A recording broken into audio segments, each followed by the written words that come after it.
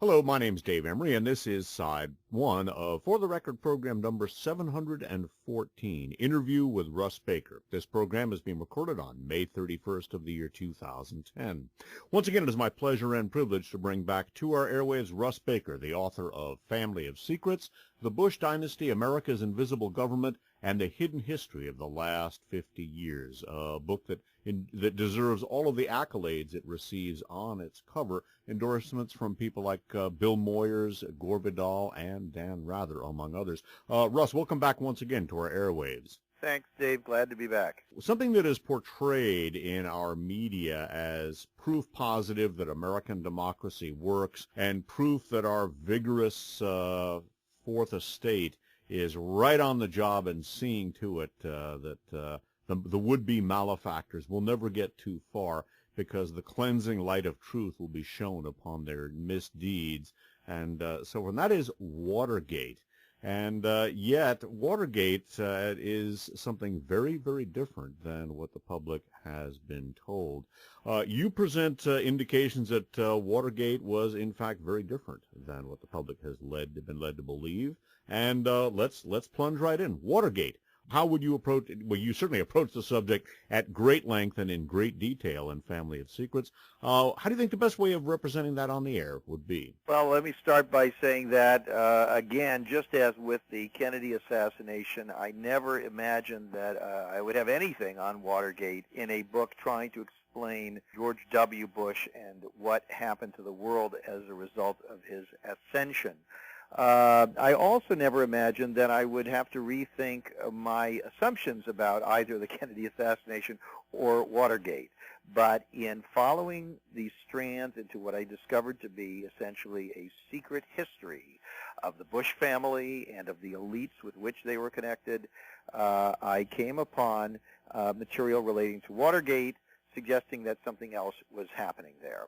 The background to that is that I already knew and already discovered, as we discussed in a previous program, that the Bush family had a secret grip on Richard Nixon, that he felt obligated to do favors for them and to promote George H.W. or Poppy Bush's career, and why that was, that they had influence over Nixon. And then Nixon comes into office in 1968, and we see, 1969 rather, and we see that he begins to do things now that he's president to create his legacy. And I begin to see signs of the extent to which Nixon was angering not just the left and liberals in this country, but also this establishment, the financial establishment, the oil establishment, the defense contracting establishment, Pentagon, the CIA, the sugar industry, and on, very similar to the interest that Kennedy was alienating.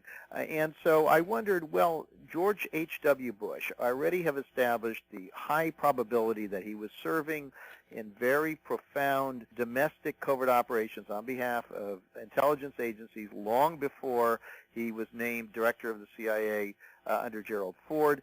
And he had these peculiar connections to Dallas, 1963. And so I wondered, flash forward to Nixon's presidency, now he's the chairman of the Republican National Committee at the height of Watergate, and what is he doing? So I start looking through the books, and I look, and I look, and I look, and there's no mention of him practically. He's not anywhere. He's just invisible. He's like the anti-Zelig, you might say. He just isn't in the picture at all. And I say, well, how can that be? What was he doing? And so I begin looking, knowing that he already has these intelligence connections. And the more I look, the more I start thinking, this whole Watergate story doesn't seem right. This story that Nixon was out of control, I go back and I start examining the transcripts and tapes. You know, there are hundreds of them, and only a few of them are known to the public. And the public hasn't even listened to those, but they know excerpts, the so-called Cancer on the Presidency speech where John Dean warns Nixon about what's going on, and the smoking gun conversation where Nixon appears to be orchestrating a cover-up. But as I began examining many more of the tapes and many more things, I discovered what appeared to be the outlines of some sort of complex intelligence operation surrounding the White House, an operation that, as far as I could tell, Richard Nixon had no part in and no awareness of. And I eventually came to the conclusion that Nixon and Watergate and all of this was something entirely different. The bottom line, that Richard Nixon had fallen afoul of these powerful interests, And in a world where coups d'etats are the norm, this was one point where they were not going to gun down a president. The president was going to be removed through other means.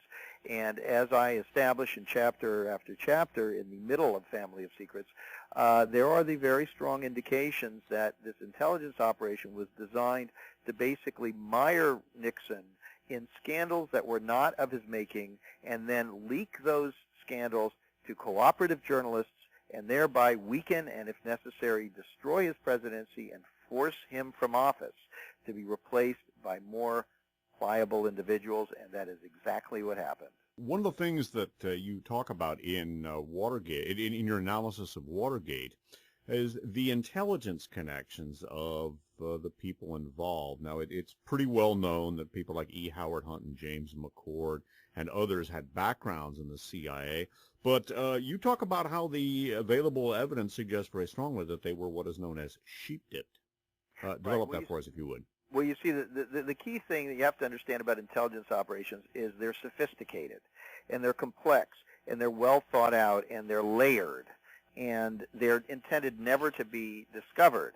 It's very difficult to discover these things, and that is perhaps why we don't know any of these things. I only figured some of these pieces out by a combination of things, of reading other books that had begun exploring. There are a number of books out there that do a terrific job of exploring pieces of evidence that, for example, the Pentagon had a spy ring in the White House spying on Nixon and Kissinger. That was previously published. And so building on those things and examining literally thousands of documents and diaries and transcripts and interviewing people and piecing it together, this giant mosaic, I began to see what looked to be an intelligence operation. But then it occurred to me that this was deliberately an intelligence operation because the public was made to know this in this smoking gun speech.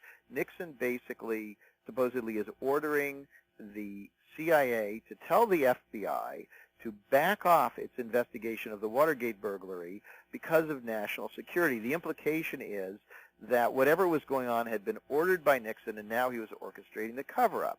And as you pointed out, when we look at the individuals, they all had intelligence backgrounds, and I mean all of them. It is known about Hunt and McCord, but very little has been done to study about what it meant that intelligence figures were there working for Nixon, how they came to get their jobs. And as I discovered, Nixon was not the one who put them in. They were working very frantically to get placed in the Nixon White House, and they were working every angle they could to get in there. And then we see a lot of these other people. Alexander Butterfield, the man who reveals the existence of the taping system, had intelligence connections. John Dean, the man who probably is the most responsible for bringing Nixon down, at least indirectly through his brother-in-law and other people with which he was associated, had what appeared to be intelligence connections. Eagle Krogh, who was in the White House, who brought John Dean in, had intelligence connections. And so this is this very, very disturbing picture. You also have, by the way, the famed journalist who supposedly got to the bottom of this and saved democracy, Woodward and Bernstein. Bob Woodward had intelligence connections. And no one has, for some reason, gone back and studied the origins of all these people. How did John Dean even get into the White House? Who was John Dean? How did E. Howard Hunt get into the White House? How did all these things happen? And why did you have this team when Nixon, here's the really important thing. As you point out, Nixon was concerned about the Kennedy assassination, and he was always talking about the Bay of Pigs thing, which was supposed to be a euphemism for that. Now you have the Watergate burglary blamed on Nixon, and who are the burglars? They're Cubans from the Bay of Pigs and the Bay of Pigs thing. And E. Howard Hunt, alleged to have been in Dallas on November 22, 1963, and on and on and on. And so Watergate is inextricably linked to the Kennedy assassination. And it was so brilliantly engineered that the CIA managed to tie itself to Nixon so that Nixon was blamed basically for using the CIA for his own purposes, when in fact what was really going on was that he was in a power struggle with the CIA and not working with them at all. One of the things that you talk about, too, in the analysis of Watergate is the subplot or subtext And that is, Nixon was interested in, concerned that if the White House taping system if the White House tapes were released, and if the entire situation were to come out, the whole Bay of Pigs thing might be revealed.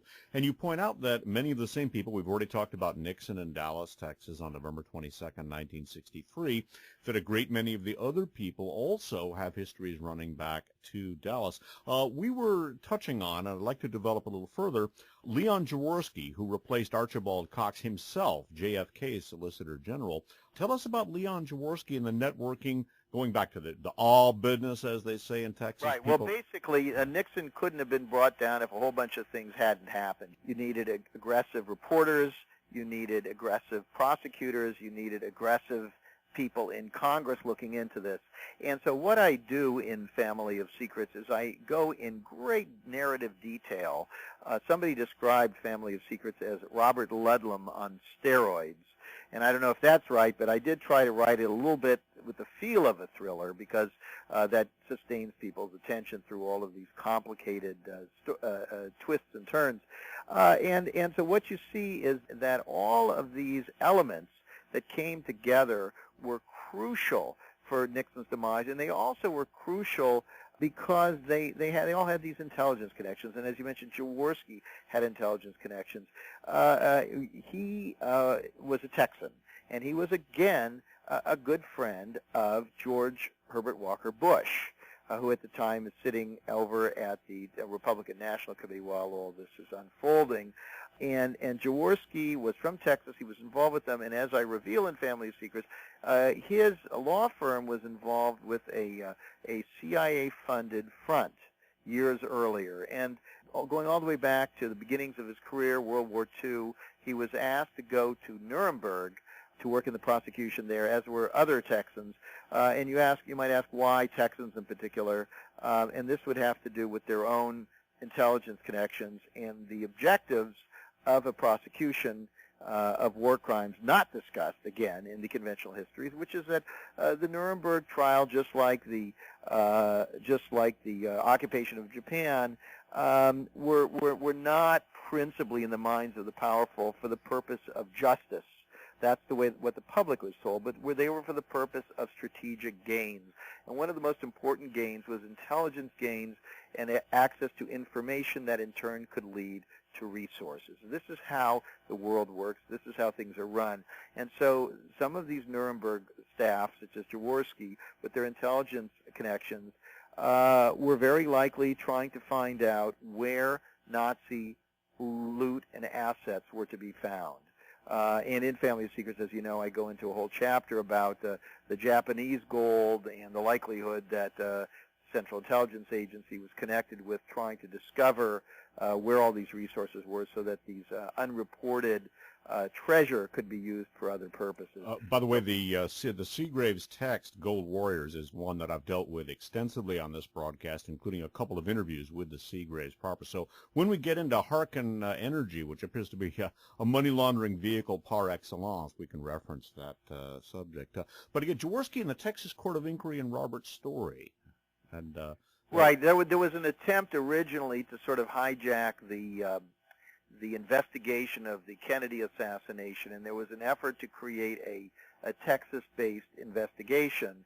And this investigation would have been controlled by this circle around Jaworski and Bob Story and a number of other individuals, the Attorney General of Texas and what have you, who were all connected together and very, very close to these oilmen and military contractors who did not want a serious inquiry. So they made every effort they could to control that. So you see Jaworski involved with that sort of compromised investigation that ran parallel, although it's little known, it ran parallel with the Warren Commission investigation. And they basically kind of managed to, in many cases, sort of get to the scene of the crime first and clean things up appropriately. So here you flash forward many, many years, and Leon Jaworski is brought in to handle the prosecution. And there on the other side purportedly is his good friend George Herbert Walker Bush over at the RNC. So all of these people linked. Bob Woodward, coming out of naval intelligence, having no journalistic background to speak of prior to landing this plum job at the Washington Post right out of the military and almost immediately plunging into this huge story where he brings the president down. How did that all happen? And by the way, there's another backstory in Family of Secrets, and that's about that the Watergate burglary was only one of several different attempts to compromise Nixon and to ensnare him in scandal. And one of those, I reveal, is something called the Townhouse Affair, where basically Nixon was being entangled in a financial scandal that sort of fizzled. They were unable to make it. It was too complex. They couldn't quite get the press to really jump on it. You know, what's absolutely crucial in a major intelligence operation is propaganda and the proper uses of media, because if you cannot control it and you cannot get a big enough reaction, nothing is going to happen. Let's talk about the Lewinsky scandal, for example. That just totally compromised Bill Clinton's presidency and what he wanted to achieve, and had that story not grown through the media as it did, the history would have been very, very different. So the 11/22/63 connection that tracks back. You mentioned who John Dean, himself with extensive intelligence connections, had as his counsel. Got him Charles Schaefer.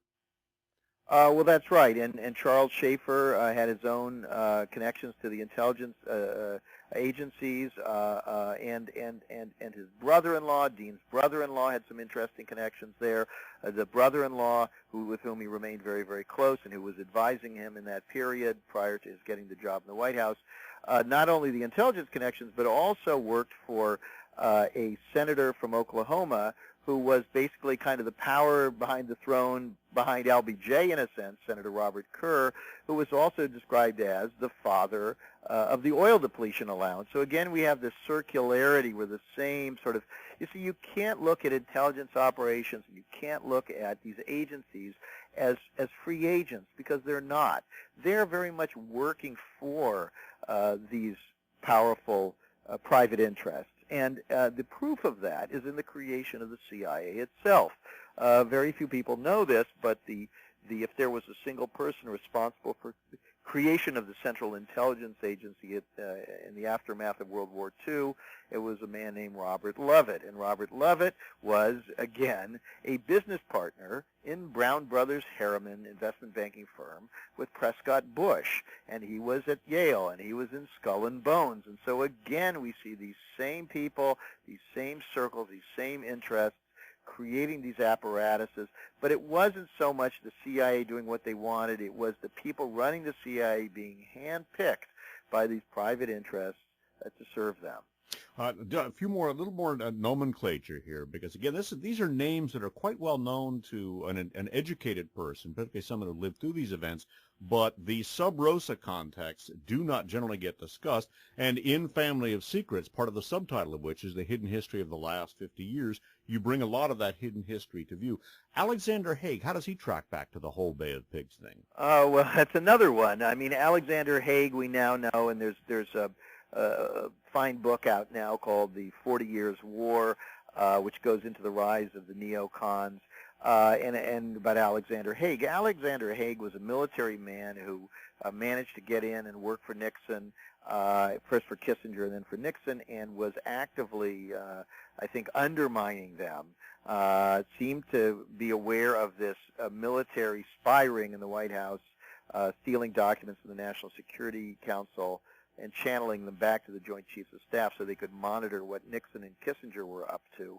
And Haig, if you track back on him and you figure out his beginnings, shortly after the Bay of Pigs invasion, he is working in the Pentagon under a man named Joseph Califano, who serves in Johnson's cabinet and then goes on to various other illustrious things, in an office where they are involved with the resettlement of veterans of the Bay of Pigs operation. And he's working with Alexander Butterfield, the man who reveals the taping system that brings Nixon down. So again, this circularity here, absolutely staggering.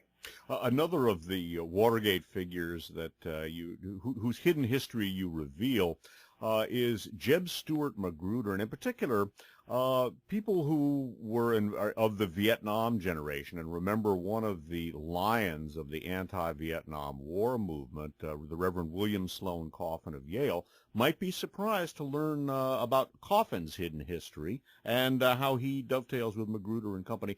Develop that for us a little, if you would, please.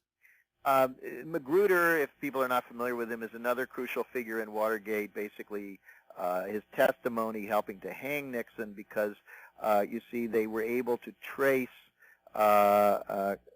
quite a few of the connections of the Watergate burglars, if not directly to the White House, then to the committee to re-elect the president, Jeb Magruder being one of the top people there working for John Mitchell. And it was Jeb Magruder's claims that John Mitchell, who had been Nixon's attorney general and then was running the re-election campaign, had authorized these things to some extent, which appear to have been untrue. But Magruder was critical in helping hang these guys. In that sense, you could say he was working closely with Dean. And Magruder's background is very interesting. I just wondered about him, and as I started examining all these people and saying, to do good journalism, you have to figure out where people come from and what their origins are and what their sympathies are. And so as I studied Magruder, I tracked him all the way back to college, where he actually had a mentor, a man named William Sloane Coffin. And I sat right up and I said, well, that's interesting. William Sloane Coffin, the great anti-war chaplain at Yale. But William Sloane Coffin had his own background, and his own background was he, too, had served in the Central Intelligence Agency.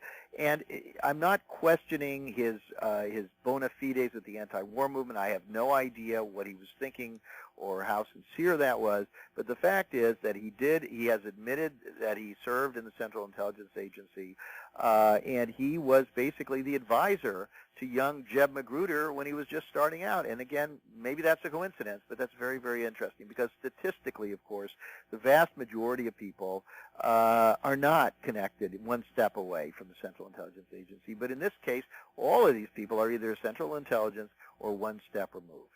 You mentioned very briefly, who did Magruder have as an attorney in this phase?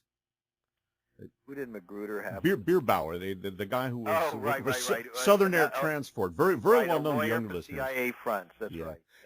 That's the guy representing him. So these guys appear that they were being steered, that this whole process, they were being advised, told what to say, what not to say. There's a whole other interesting story, by the way, which is about Senator Lowell Weicker. Ah, great. I was going to get to that. Go ahead. A great hero of Watergate, one of the great heroes of Watergate, along with Dean and so forth and Woodward. And that story turns out to be much more complex. In Family of Secrets, I've got a whole story on Magruder. I'll just very briefly give a couple of the points, which are that Weicker appears to, first of all, he was a bête noire of the Bush family. They were all from Greenwich, Connecticut, and he had also been a Republican, but had been a sort of a liberal Republican, sponsored by different elements in town, particularly backed by the Italian Americans who the Bush family did not like. And so Weicker, when he got to Washington, he was afforded an opportunity to make a name for himself. He had a very healthy ego, shall we say. And so he was being approached with information about what was purportedly going on with Watergate that gave him the material to then go public, call press conferences and so on. This really is what made his name. The only reason he's known to people today is as the man who came forth with all this information. And so what I reveal in Family of Secrets is this process by which they were besieging him with information. They were not only giving him information he could use, they were also trying to convince him that Richard Nixon was out to destroy him, which only engaged his peak further and made him more motivated to go after Nixon. And one very intriguing tidbit is that during this whole period when John Dean, a rather mysterious fellow himself, starts switching sides, Dean starts a relationship behind the scenes with Senator Weicker, who publicly is going to be holding these hearings. And in fact, we find that the two end up living across the street from each other, and then Weicker actually buys John Dean's house so that John Dean is able to leave and then move to California, where he ends up becoming a wealthy, rather mysterious investment banker in Beverly Hills and secure for the rest of his life. But fascinating backstories. I can't claim to have gotten to the bottom of all of it, but I hope that I've certainly moved the ball forward significantly in this regard. One of the people, in talking about the Watergate coup, one of the people that figures prominently, we have not actually amazingly brought his name up that much, but once again, Poppy Bush. And how does he figure in this quiet coup, as a previous author termed it? Well, as I mentioned, prior to the burglary was one of several what appear to be attempts to ensnare Richard Nixon in scandal that will either weaken him or eventually be the kind of thing that can trigger his removal. And these other things do not succeed. One of them that I mentioned is called the Townhouse affair, Townhouse scandal, and this involved a man going around the country doing what appeared to be illegal activities, financial activities, purportedly on behalf of Richard Nixon. And I actually interviewed this man. I found him. He'd never been interviewed before. I found him and interviewed him.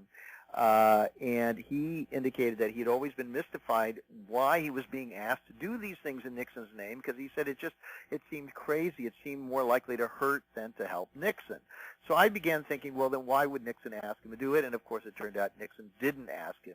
The people who were asking this man to do these things, tasking him, were creating an environment ripe for scandal. And I discovered that these people were essentially very, very close with George H.W. Bush.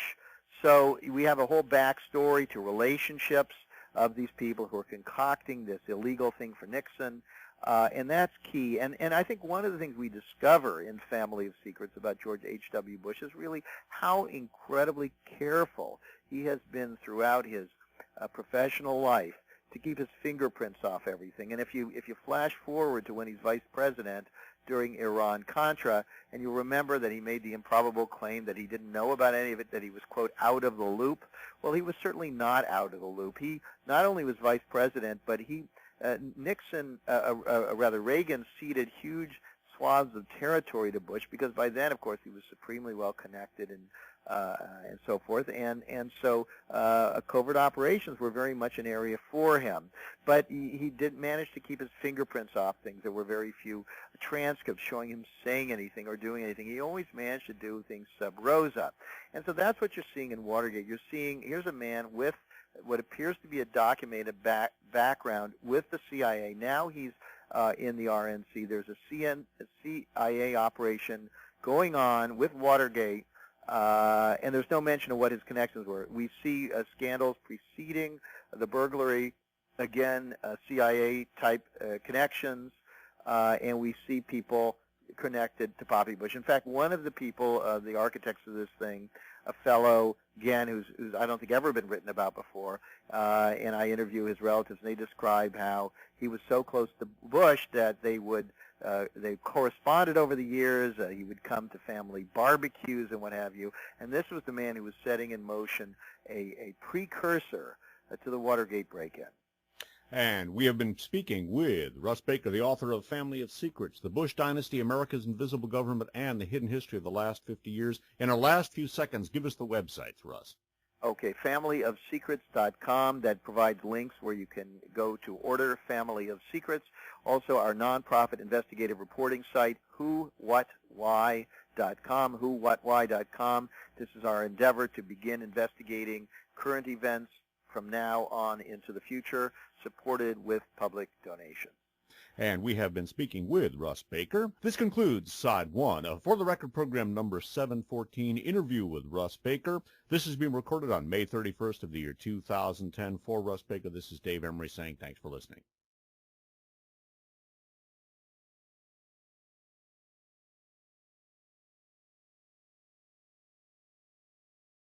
Hello, my name is Dave Emory, and this is Side 2 of For the Record program number 714, Interview with Russ Baker, being recorded on May 31st of the year 2010. Once again, it's my pleasure and privilege to bring back to our airwaves Russ Baker, the author of the landmark volume Family of Secrets, The Bush Dynasty, America's Invisible Government, and the Hidden History of the Last 50 Years, a history which is no longer nearly as hidden as it was. Russ Baker, welcome back once again to our airwaves. Thank you very much, Dave. We've been talking about Poppy Bush. We've been talking about Watergate as a coup d'etat for removing a not sufficiently obedient Richard Nixon, on the basically not sufficiently obedient to those in the corridors of power. We've also been talking about a subtext in which many of these individuals run back to the whole Bay of Pigs thing, which Bob Haldeman, White House Chief of Staff, said was a code word in the Nixon White House for the Kennedy assassination. What we haven't talked about is the individual who replaced Richard Nixon as president after having replaced Spiro Agnew as vice president, and he has the same sort of tracking, and that is Gerald Ford. Tell us about the great healer of America as he's been represented. Well, probably the first interesting point about Gerald Ford is that he also is connected to the Kennedy assassination in the sense that he was a member of the Warren Commission, on which he played a crucial role in slightly rewriting a part of the report to provide some ballistics information consistent with the single bullet theory. Had he not altered that, they would have had trouble making that claim.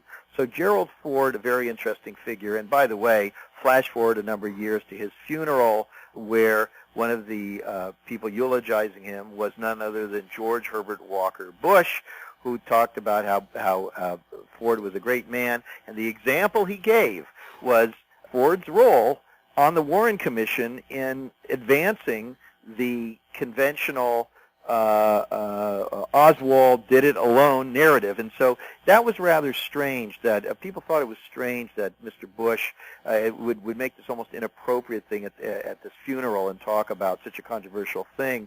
But some people looked at that and thought that this was perhaps some sort of a message to people who know something about this thing, that this was the story, and this was the story to be continued. But Ford, very interesting because of that, and that I think has a lot to do with why he was a favored person to come in once Agnew had been forced out. And by the way, that's another whole story. How was Spiro Agnew forced out? Now Nixon, of course, had said that Agnew was his assassination insurance, a man who so many people did not want in the presidency. And of course, with a perfect synchronicity, we see Spiro Agnew engulfed in scandal before Nixon removed Gerald Ford, a very pliable figure, very cooperative on the Kennedy assassination official version, and so he gets put in as vice president, and then once Nixon is forced out, Gerald Ford becomes president. And when he becomes president, Ford himself something of a moderate, but also susceptible to pressures from these interests. And so what he does is, a short time after he becomes president, we have what is called the Halloween Massacre, where a whole lot of people are removed. There's a shakeup, and two individuals come into power in the White House. Now, these are individuals whose names will become familiar to most people about 30 years later, and they are Donald Rumsfeld and Dick Cheney, who would do a tandem act, first as Chief of Staff and Deputy Chief of Staff, and then as... For Gerald Ford, this is. As for Gerald Ford, and then in the case of Cheney as Defense Secretary. And so this is very, very interesting because these guys, this was the roots, sort of, if you will, of the rise of the neocons. And a little time later, you see there's a lot going on with the CIA, a lot of controversy there. Frank Church is holding his hearings, Pike is holding his hearings, looking into improprieties, illegalities, and worse about the CIA. It's a very, very problematical moment for the establishment. And so we see them, we see the director of the Central Intelligence Agency removed, and they bring in George H.W. Bush. He now has been made, put into a third position of great influence. He's been sent off as the envoy to the new opening to Red China, and he's brought back and he is installed as the director of the Central Intelligence Agency. And so you see this triumvirate of Cheney, Rumsfeld, and the elder Bush, something that there would be an echo of under George W. Bush. We should also mention what was going on vis-a-vis congressional investigations, perhaps investigations belongs in quotes, of the intelligence community, including events surrounding 11/22/63 at this time, because the Halloween massacre, in which we see the political ascent of not only the elder Bush, but also Dick Cheney and Donald Rumsfeld, who figure in both 41 and 43's administrations, this was a very, very key time, and so Bush's appointment as Director of Central Intelligence is to be seen in a larger context. Well, that's right, and I think I misspoke. Rumsfeld became the Secretary of Defense, and Cheney became the Chief of Staff. Yeah, this under Ford. Later, of course, Cheney became Secretary of Defense under Bush 1. Right. Yep. And so, well, I think what you're looking at there is that.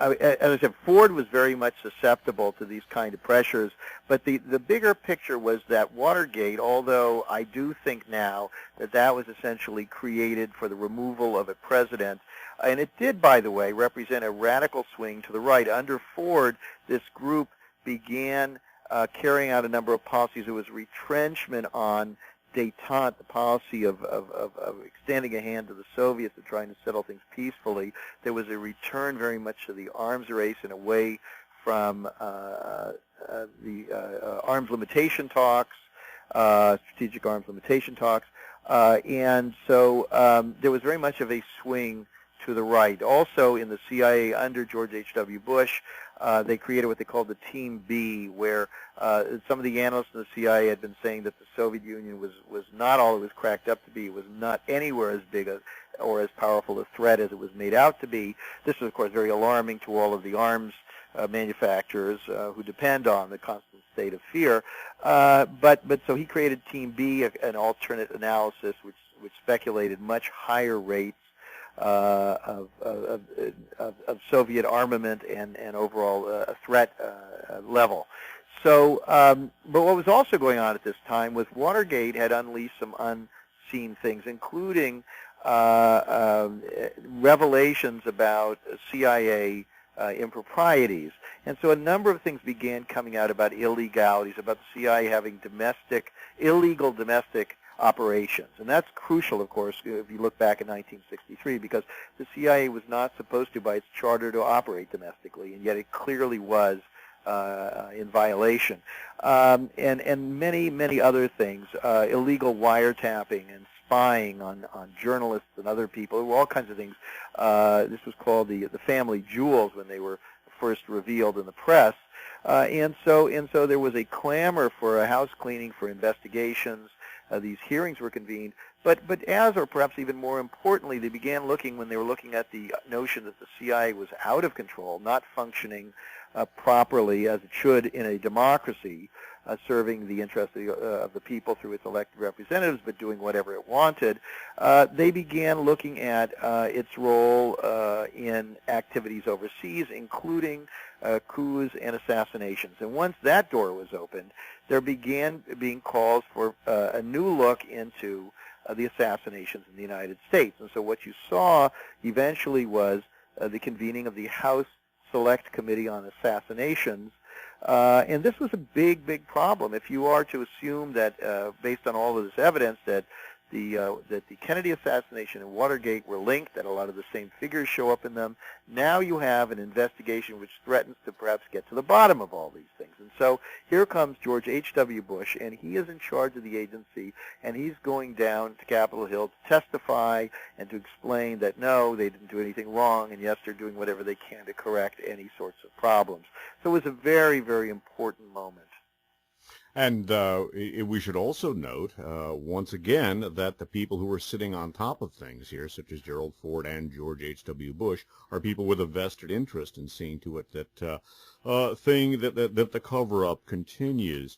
It was in this time frame. I don't know if you want to talk about this, Russ, but it might seem a little arcane, given all of the many other things that we have yet to discuss in this and subsequent interviews. But it was right in this period when the House Select Committee began investigating the Kennedy assassination, investigate perhaps belongs in quotes, it was an attenuated investigation, that George Bush's old associate, George de Mohrenschildt, ran onto, his ship ran onto the rocks, so to speak. Right. Well, just in a nutshell there, to recap, George, we talked about him in an earlier episode, but George de Mohrenschildt was a man, a Russian emigre, connected into very, very high levels of Dallas society.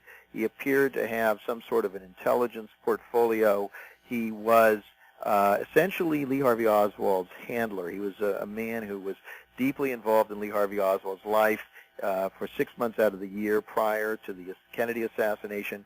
As I pointed out, and as I go into in extensive detail in Family of Secrets, de Mohrenschildt also, it turns out, was an old and dear friend of George H.W. Bush. Very, very interesting, given Bush's inability to recall where he was on November 22, 1963.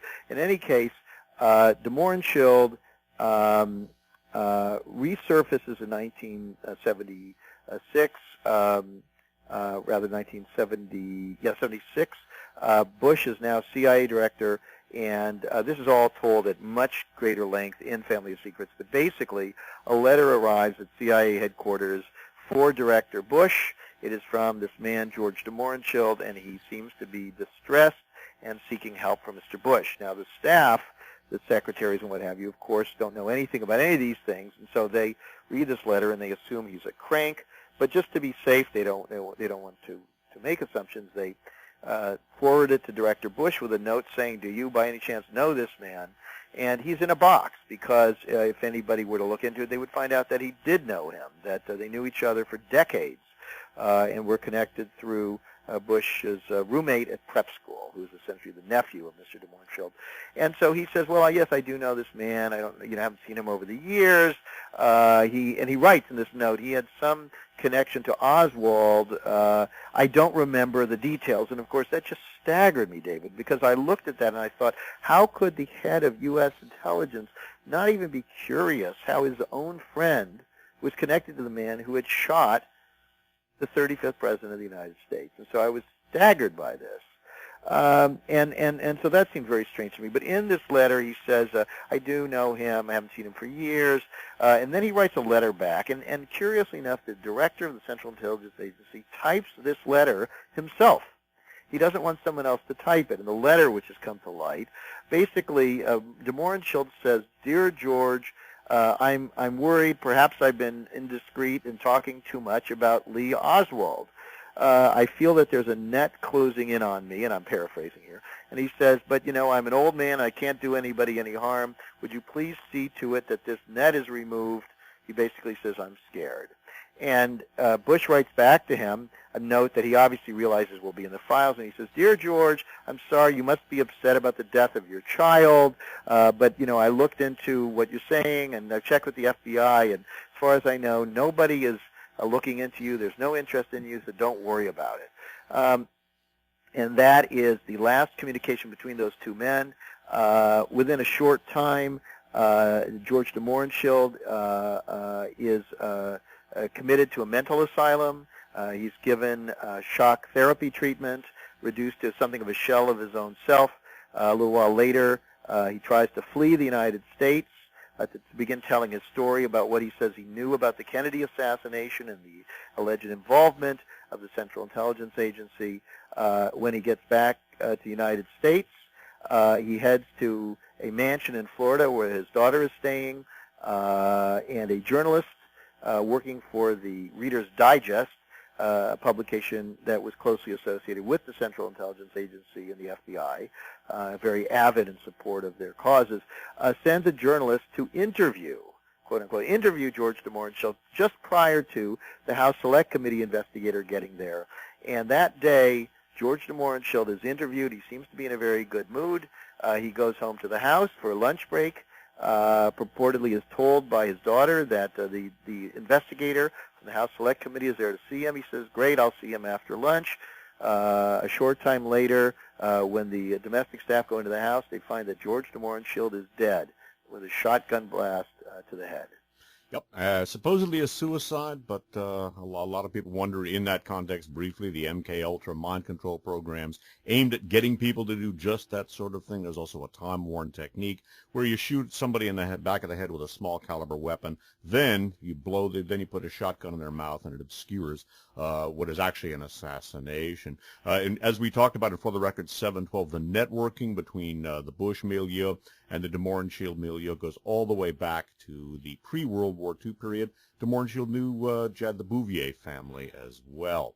Eventually, Gerald Ford was not successful in getting elected president. Jimmy Carter was elected president, and Jimmy Carter and George Bush did not get along well at all. Tell us about that relationship, if you would, Russ. Well, Bush, of course, now presiding over this protection of the old CIA way of doing things as director. He definitely did not want to leave. He'd only been in there a year.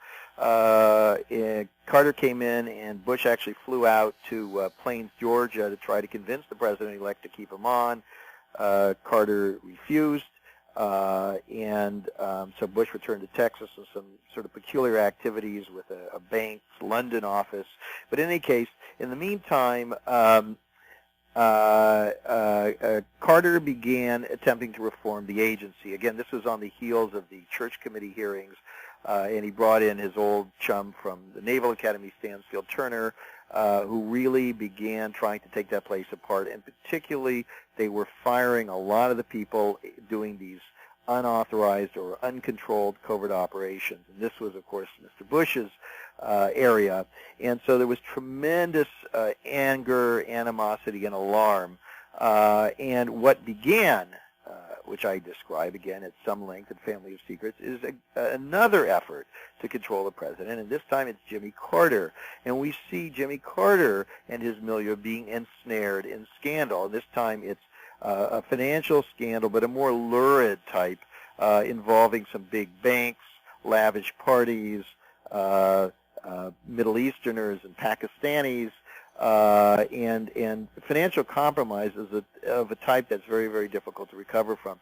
That together with what happened in Iran with the holding of the hostages, you're probably familiar with the October surprise, and the notion that the Reagan-Bush presidential team in 1980 may have the allegations that they worked with the Iranian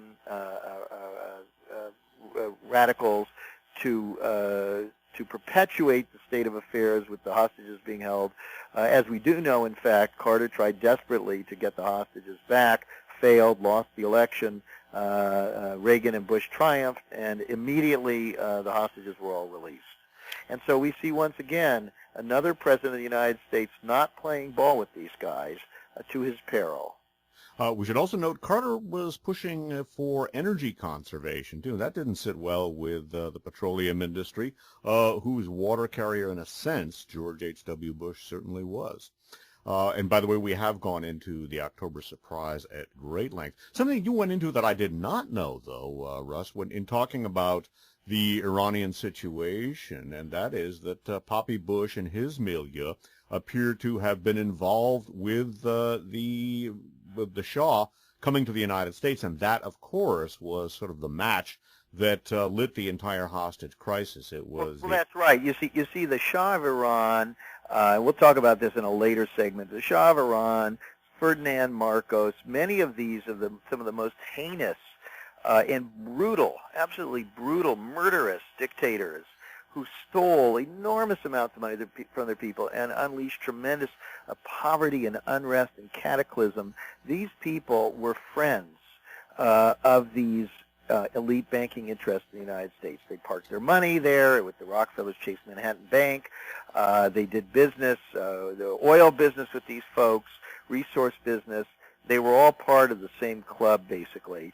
And so you see that revealed a little later in Family of Secrets when the son of the Shah, now once the family is ousted and they're on the run, the son shows up in Houston being given a job, kept laying low, and being given a job in the aircraft shop of James Bath, the man we talked about earlier, George W. Bush's buddy from the National Guard. And so we see, again, these circular back again, the same families, the same interests, helping each other out over the course of decades. Something else, too, although the story of James Bath and the BCCI and the coalescing of W's business opportunities is something we'll go into in a future talk. We should mention maybe that the difficulties that Jimmy Carter were in which he was ensnared involved the BCCI, which was part of this whole Bush-Bath milieu. We got about 9 minutes left. If we could touch on that briefly. BCCI? Yeah, I mean, and how it obtained to Carter the besmirching of Jimmy Carter.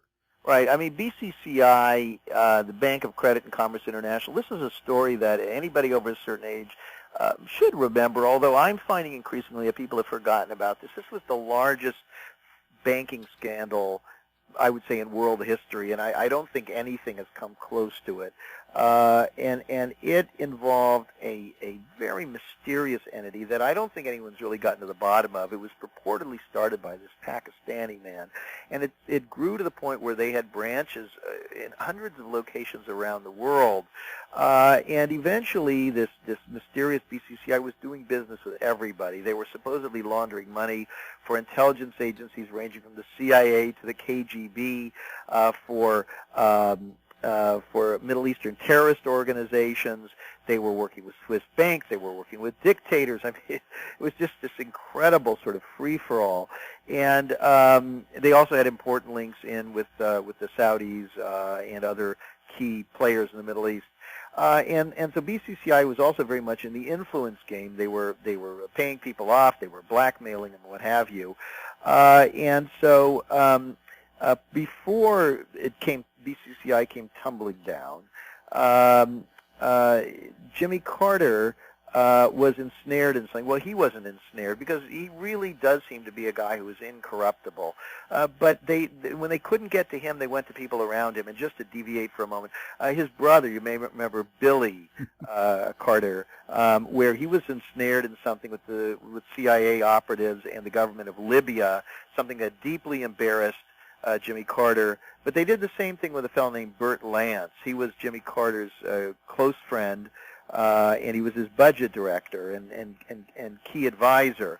And he had financial problems, and they got to him. And in Family of Secrets, I tell this story of how they began to lure him into this web of banks that eventually was connected to BCCI through a bank in Washington, which was run by a general with connections back again into the intelligence apparatus. And one is hard-pressed to read all of this and not conclude that this was basically a trap for Jimmy Carter.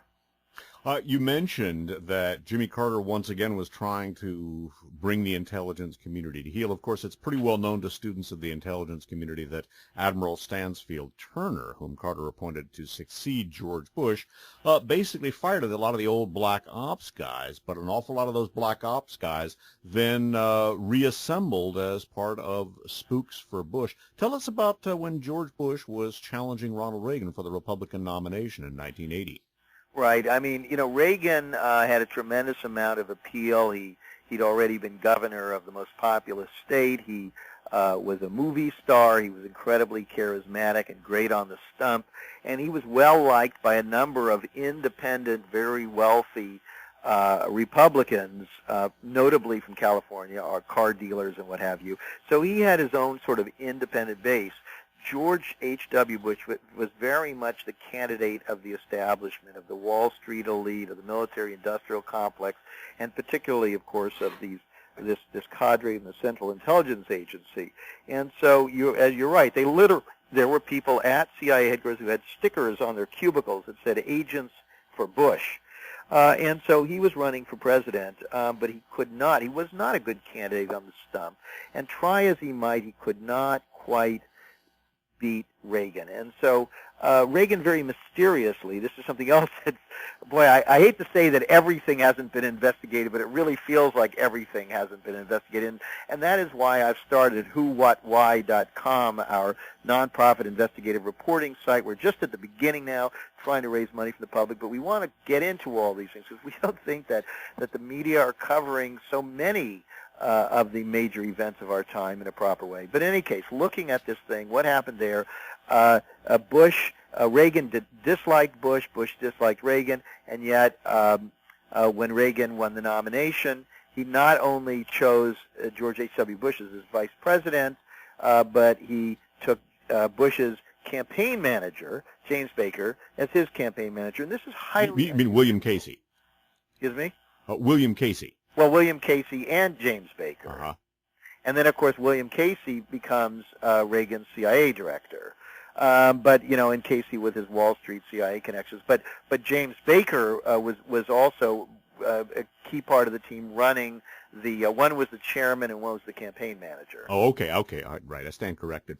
Baker, by the way, we haven't talked about him too much. Another part of this deep networking, Baker bots, they had these same kinds of connections. That's right. In fact, in Family of Secrets, I go through a bit of the history of the Baker family law firm, Baker Botts, which goes all the way back well into the 1800s. They were a very powerful entity in the early days of Texas, and whereas the Bushes were very much a Princeton Yale lineage, the Bakers were a Princeton lineage, and you see the ancestors playing a key role in a number of administrations, including Woodrow Wilson's. So this is another one of these dynasties, and they hook up with the Bushes, and they become. There was some internal fights going on, but basically James Baker was a critical part of George H.W. Bush's political apparatus over the years, and as we know, he then was able to get this sort of elder statesman function, and they brought him in when the son was having trouble with Iraq. They brought Baker in again. They always managed to bring him in to do cleanup. Baker's son, by the way, serving in a position in the George W. Bush administration. What's interesting, too, is that the Baker Botts law firm of James Baker was also defending a number of key Saudi people in connection with lawsuits followed pursuant to 9/11. Under Ronald Reagan, and we've just got about a minute and a half, we're not going to be able to do justice to anything, really, but under Ronald Reagan, of course, covert actions just exploded, and he had George Bush as director of the CIA. And you mentioned Bob Woodward. He wrote a book which really had an ironic title, Veil, about this time period. Refresh us on Bob Woodward's intelligence connections and this Veil, unquote. Right. Well, Bob had worked in naval top secret communications just prior to landing this very lucky job at the Washington Post.